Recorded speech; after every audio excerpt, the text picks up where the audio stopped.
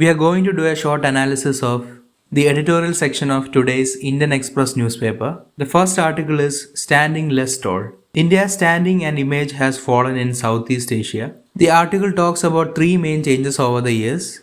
First one is rising profile of China and India-China tensions. Second one, disappointment about India's economic underperformance. And third one is rising concern about India's approach towards minorities. There was a strong pro-India stand between Southeast Asian countries to keep a check on China's power. But that has been constantly being reduced due to the 3 points mentioned above. India stayed out of RCEP, Regional Comprehensive Economic Partnership, and it disappointed businesses across Southeast Asia. Ethnic Chinese scattered around the region has a growing pride in China's rise. The article also talks about India's treatment of religious minorities. People across Southeast Asia coming from different religious communities has a concern about India's treatment of religious minorities. On top of all these reasons, India's pandemic management has not been impressive, especially during the second wave. The article ends by saying that the bureaucrats are trying their best, but the policies need to change if India has to regain the status in Southeast Asian countries. The next article is The Virus is in the Level Up.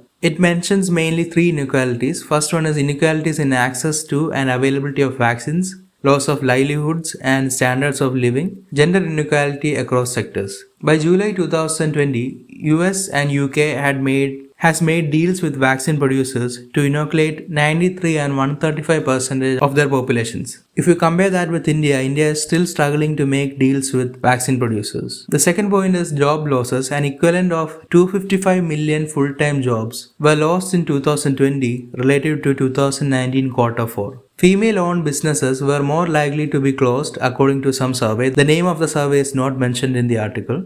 It says that there is a 5% increased chance for female-owned businesses to close, especially during the pandemic. The last point I want to mention from the article is the COVAX initiative. The COVAX initiative is for providing vaccines equally across nations, especially for low and middle income countries, but it needs much more funding to fulfill their objective. The last article is Prisoners and Judicial Conscience. It mainly talks about the possibility of house arrest. The conditions within a prison reflect the quality of any democracy. If you look at the conditions of Indian prison, you can see that there are large cases of overcrowding, long queue for trials, and absence of accountability and monitoring within the government and to the public. The article states that the conditions of Indian jails does not meet the standard of Article 12.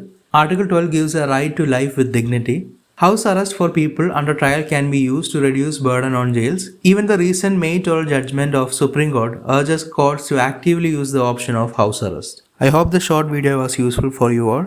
Consider subscribing to this channel. Stay safe and see you again.